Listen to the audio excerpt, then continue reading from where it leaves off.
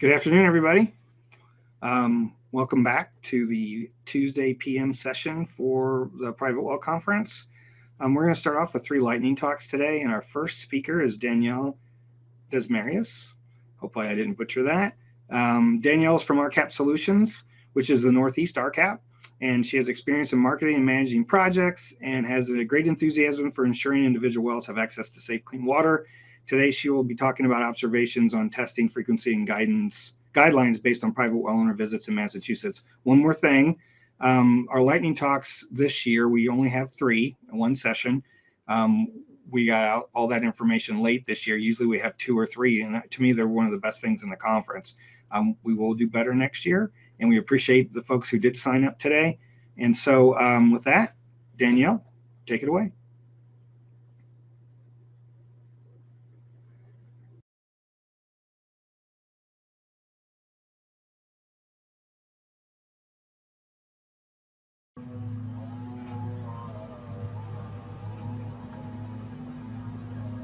Hey everybody, I don't know if the slides are going to go bigger.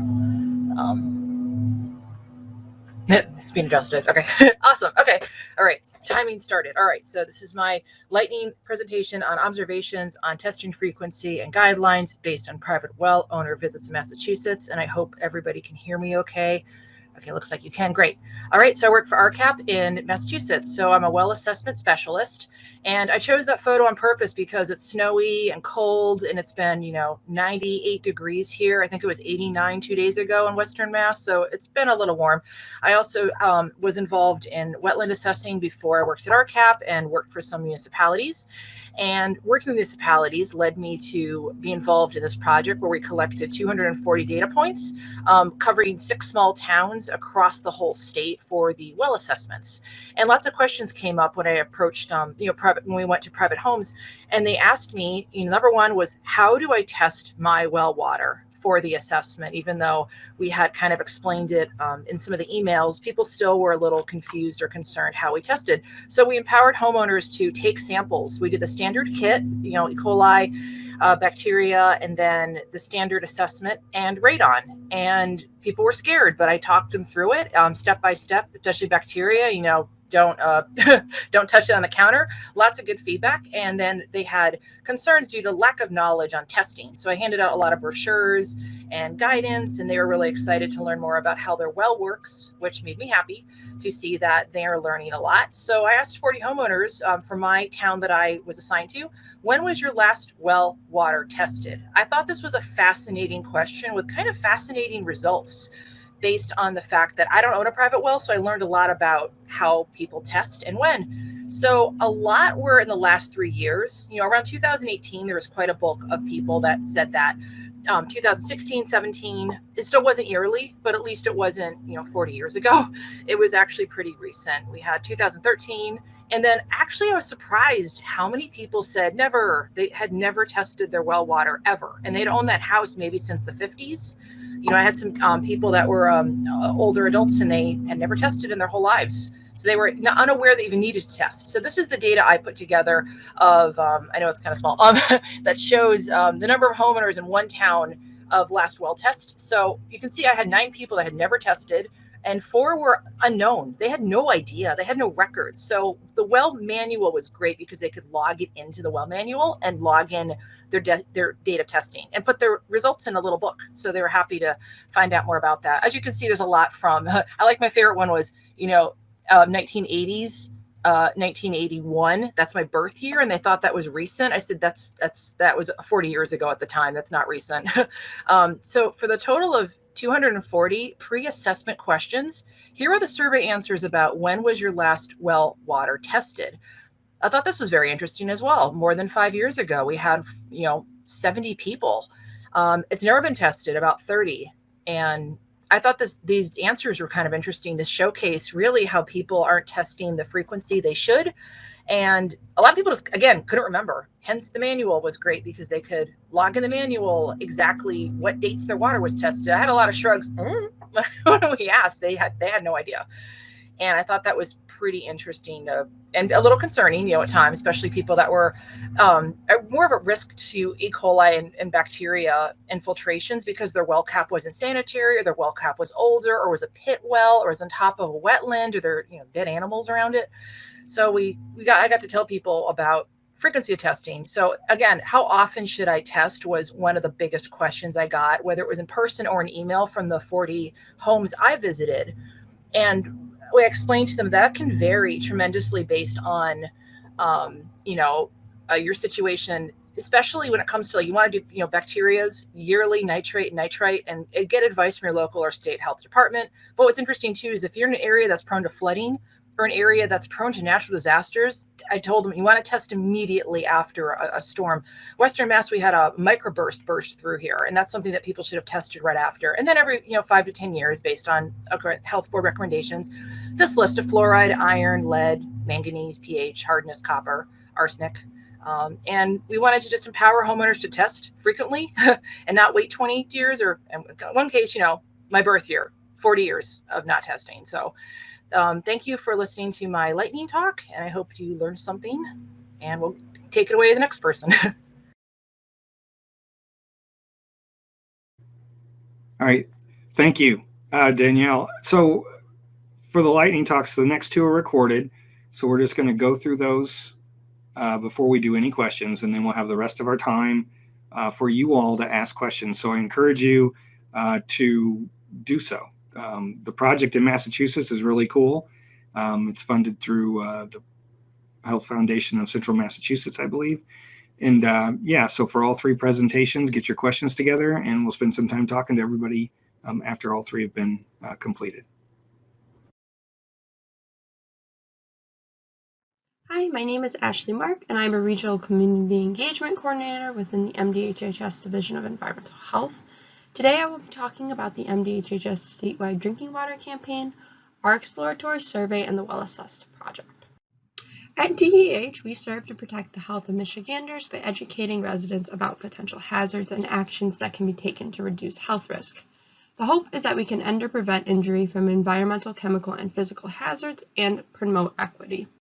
The division utilizes the 3 I's. We identify exposures, investigate related health effects, and then we intervene with public health action. Drinking water has become a big focus in our state, and DEH aims to address potential health risks from drinking water contamination. To address environmental concerns in our state, the Drinking Water and Health Promotion Program was developed with the purpose of increasing Michiganders' knowledge and awareness of how drinking water may impact health.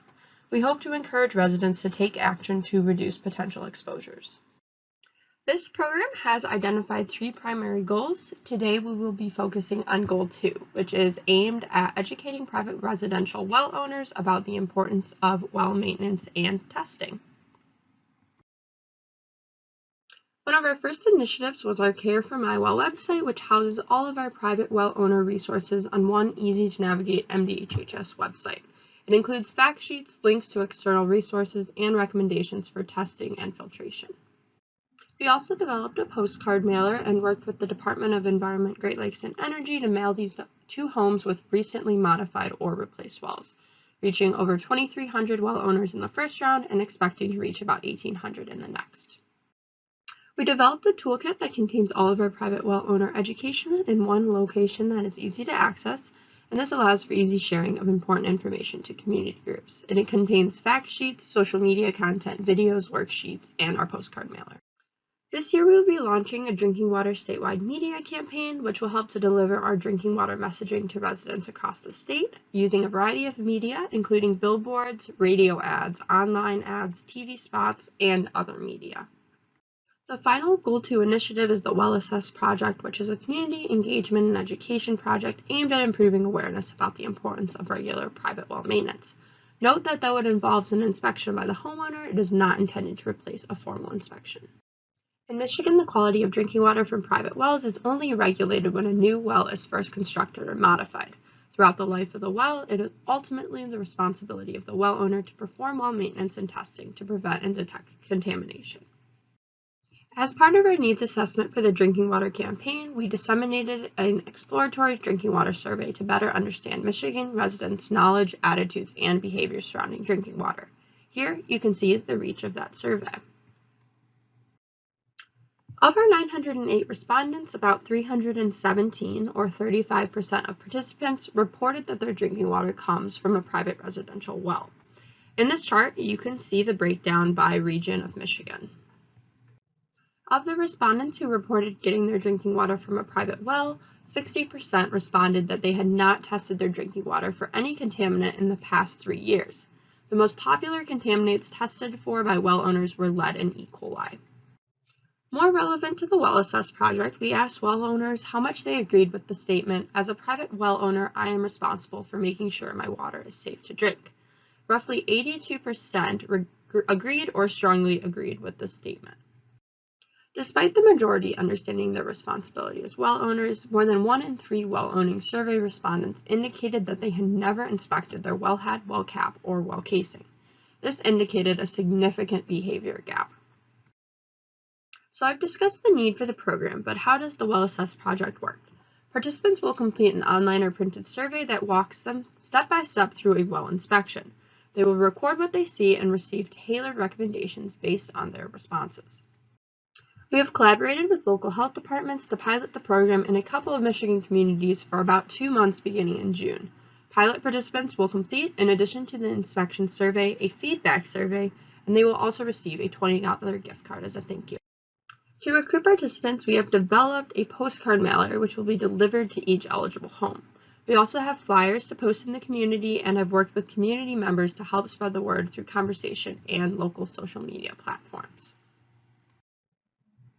I'd like to thank you so much for your time. Please don't hesitate to reach out if you have any questions or you'd like to learn a little bit more about the work that we're doing at DEH. Thanks again.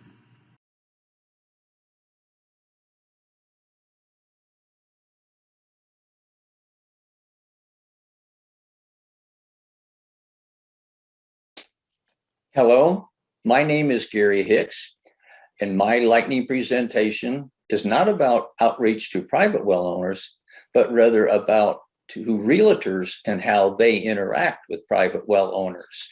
Now, I've made a major effort over the years to reach out to private well owners, and I did a lot of that, but I also decided that there was a need for interacting with the realtors, and because there are a lot of homes every day that are sold, and many of the realtors do not get the information that they needed to have in order to make a good presentation for a private. It wasn't part of their standard curriculum. So I taught them and would say that if you buy, sell, or finance real estate in anywhere, that you need to be well informed. And that's what I tried to do. My methods of outreach were like these. I wrote articles for the local real estate school newsletter, made presentations at real estate firm offices, became a member of the local association and a certified real estate instructor. And then I also wrote some ebooks about it. But it was important that realtors knew something about property. And if they were going to list it and it looked like this one here in the slide, then there needed to be some improvements made to that before they put it on the market. Then if they were representing a buyer, they needed to be able to maybe find the well on the property, identify it, maybe say a little bit about it, and then tell them, the buyers, what an interesting thing that would be. So I also had to teach them about where to find water well data in our state and how it works, how you zoomed in on a map like this until you could find the little dot that actually represented the well on the property you were listing. But we also have some issues in our state about how we can locate wells. It's divided up into 4 quadrants in a counter-rotating method. And oftentimes we had to teach them that their legal description was just opposite of the way we located wells. Instead of this well here being in the southwest quarter, the southeast quarter, the southeast quarter, it was actually located in section 21 DDC. So there are also some other ways of locating in well information that is available to them, such as these items I've listed here, and that they should become familiar with each and every one of the different methods. And I also stressed the importance of getting a good well inspection, because not only did it protect the buyer, it protected the agents, because they were representing the interest of the buyer. And it was important, just as important, to get a well inspection as it was a home inspection. And the most important items that they needed to be conversant in was the registration number, the location of it, and some things like that. I told this was my priority. When they wanted to talk to me, I needed to know that. And I also needed to, from time to time, show them what a good well installation looked like compared to a poor installation. Buyers and lenders want assurances. They need that, and they are concerned about the quality of the water, and the lenders are also. So it was important to get an inspection, and oftentimes to have the water tested. And I needed to make the realtors aware of just what were the sorts of things that they might find in the water of the well, if they know, because they weren't familiar with this. And there are a number of items I could talk to them about. And water quality buyers are being quite concerned about this today, because as they read the articles in the newspaper and on the media, they become very concerned about, and it's the first time that many of them have ever gotten their drinking water from a well. So I needed to understand what sort of a test it was that defined what was good potable water, because there isn't specified in our state. There are no specific parameters in where to take the sample and what should we test it for. And the one, of course, that everyone talks about most frequently in some states is the only parameter they test is coliform.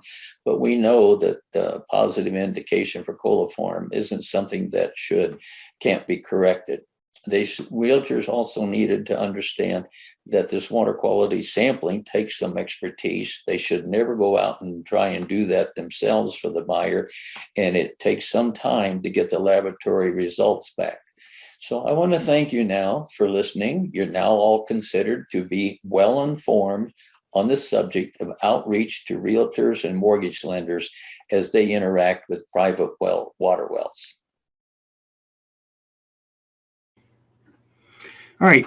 Thank you, everyone. And Gary. So Gary's having some issues getting his camera up. And so he's going to actually answer questions that we received for him in the chat. But we should have Ashley and Danielle. And Danielle, you need to turn your camera on. But if you want to bring them up on the screen. Okay. We have one question so far. And that's to Danielle. It's did you learn anything about what would persuade or inspire folks to test their well water? Actually, that's a great question. I thought a bit about it. Number one was animals, because a lot of people would say, well, this water doesn't affect me in any way, but it could affect your 2-pound Chihuahua or the chickens that are laying the eggs you're eating. Especially, I'd walk around their yard and look at their livestock. I said every animal is affected differently by different, potential things that might irritate them or make them sick, unfortunately. But that was probably the big one I'd push, is even if you don't want to test your well water because you think that it's fine, even though, especially if the results came back okay, I would, tell well owners, yeah, but within a year, things could change. You could have a bacteria infiltration. We could have a natural disaster. Things could happen. And definitely take care of your animals. And if you have children too, that was a big one. If people had babies or small children, and that was kind of interesting too, to really push that, to encourage them to test based on smaller bodies, I guess. Is the answer. And this is really a question for both of you, or all of you. Did you find out how many drink bottled water instead of their well water? I did. I don't have, I'm looking at my physical data. Actually, quite a lot of people in one of the towns I did drank bottled water only, which I thought was interesting. And I'd ask why, just out of curiosity. And they'd say, I don't know what's in my well water. I don't trust it. I'm scared of well.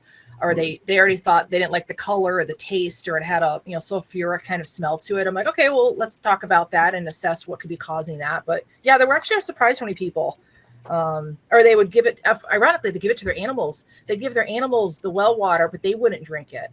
And I thought that was curious. Like, I'm thinking, oh, okay, cool. But when they had a bacteria hit, I'd call and say, you definitely want to give bottled water now to your animals until this is, rectified, because we don't want your little Chihuahua to get sick. I'd write down, like the type of animals they had and the size. I mean, a St. Bernard might be affected differently than a tiny little dog, or a lizard or fish even. If they had a fish tank, I'd point that out too.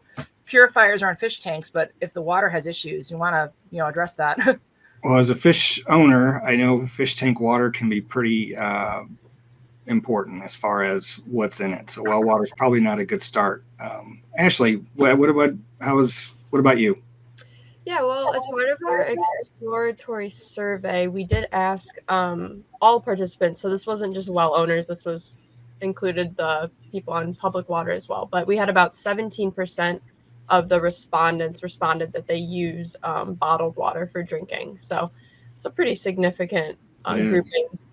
Yep. And then I'm looking at the data right now. Only 39 said that they drank their tap water straight from the faucet. Otherwise, they use the filter, or they use like the refrigerator door dispenser or some other source of drinking water. So, and Gary, I got a question for you in a second. But so when it comes to outreach to those well owners, the fact that so many drink bottled water, I know we see that a lot. And people, either one of two things: they either drink bottled water and they've never tested, or they've got $2,000 worth of treatment equipment in their house. And I asked the question, why did you need all this? What did you find? Well, we've never tested. And so, our job is to help those folks understand why they should or should not make that decision. Did you get into any of that stuff in your work? We asked several questions on our exploratory survey. We asked questions about why they were concerned about their drinking water. Let's see. We asked private well owners specifically if they had heard of drinking water recommendations in their area. So we got a lot of really cool data. We haven't published any of it yet, but we're kind of working on collecting all of that, all of the data, and organizing it in a manner that we can share out. Sure. So, hey, Gary, is most of your work with realtors just in Arizona? Yes. I saw a question there. Would you like me to take that one off? Oh, well, yeah. Let me finish. I didn't see it. I'm sorry. Reason I ask is because we also do work with realtors, and what we've learned is that every state approves, especially CEs or continuing education for realtors, separately. There's no national realtor. The National Realtors Association has nothing to do with it. So you really have to work with each state separately, and that is a major pain for us to try to do that, because what we've learned is if you can offer education credit for your webinars or whatever, you certainly have better attendance and you're reaching more people and being more effective. And so I wondered, I guess, what your relationship is with the Arizona Association then, and do you offer CEs if you do a training for them?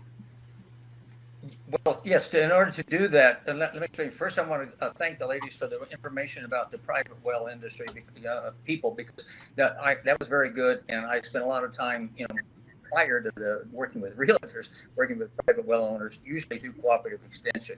But anyway, the answer to that question is the first thing was that during the private well workshops that we held around the state through cooperative extensions, realtors would set in on that. Now, they could not get certification, even 1 hour worth of CE credit for that workshop, but they did it for the information that they gained.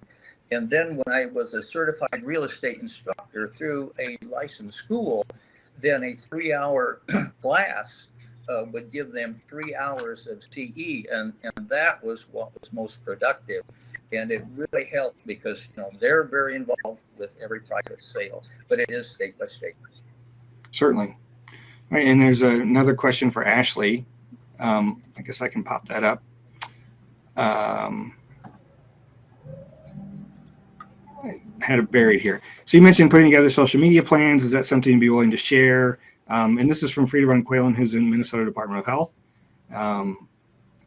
We all try to work together as much as we can. And if you're getting in a game with certainly, I'm sure Minnesota's usually kind of ahead of the game compared to a lot of states. So, and what's missing on there, would love to learn focus areas for your team. Related, did you create social media toolkits for partners to use so they can share your messages as well? Yeah, so as part of our drinking water campaign, we share out through the MDHHS social media platforms, one social media post a month about, unless we have some sort of like special week going on where we'll share out more information. But we do have a that Care for My Well toolkit. So that includes all of our like social media graphics as well as the actual post like text content. So that's accessible on our website to anybody who wants to share that information out. So we encourage all of our partners to use that toolkit to share out social media posts. And then also like, share, like, comment on the post that MDHHS sends out. But yeah, Cool. We're happy to share any information that you'd like, Frida, on our social media work. So we should have sometime have a get together of folks who would be interested in that. I know we do a lot of social media work too, and it really is. We did a survey a number of years ago of 90 some programs that do outreach to well owners and found, we have a lot of good data from that, I think, too. So we'd be glad to share as well. So, all right. Thank you all. Appreciate your time and putting together a lightning talk. It's a little unnerving. We do them live. You don't have control of your slides, and that's kind of even more fun usually, but it's always a good experience, it seems like. So thank you. And we'll move on to our next speaker.